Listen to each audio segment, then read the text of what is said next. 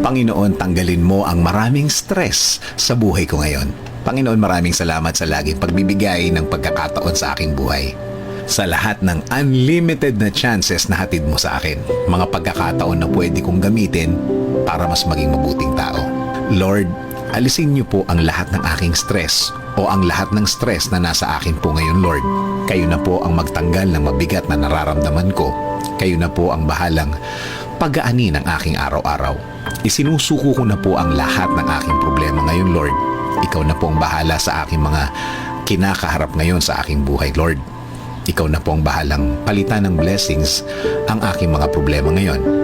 Panginoon, pakilagay na po ang mga bagay sa aking buhay na makakatulong po sa akin. Ilagay niyo na po ang mga taong pwedeng makatulong sa akin.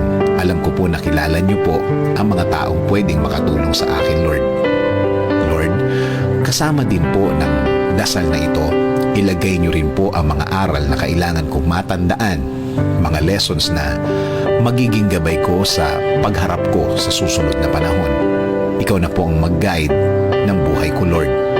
Ikaw na po ang bahalang i-direct ito kung saan niyo po gustong dalhin. Alam ko po na pinakamaganda ang iyong plano para sa aking buhay. Alam ko pong kayo lang ang makakabago ng aking sitwasyon. Patuloy niyo po akong i-bless ng mga bagay na makakatulong sa aking mga gagawin, sa aking trabaho, negosyo, at mga bagay na aking gagawin din para sa aking plano. Lord, ikaw na din po ang bahala sa aking pamilya. Gawin mo pong safe ang kanilang mga araw. Gawin mo pong mas maganda ang mga bagay na kailangan nilang gawin. At Lord, gawin niyo rin pong safe ang kanilang mga pupuntahan. Ikaw na din po, Lord, ang magbigay ng mga blessings din na kailangan nila.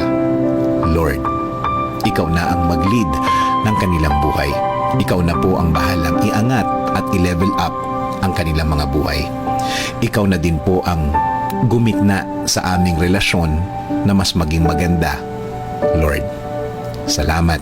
Salamat sa mga ibibigay mo, Lord. Alam kong hindi ako mabibigo sa mga idinadasal ko sa inyo, Lord. At alam kong patuloy niyo akong babantayan sa lahat ng oras, sa lahat ng araw ng aking buhay. In Jesus' name I pray. Amen.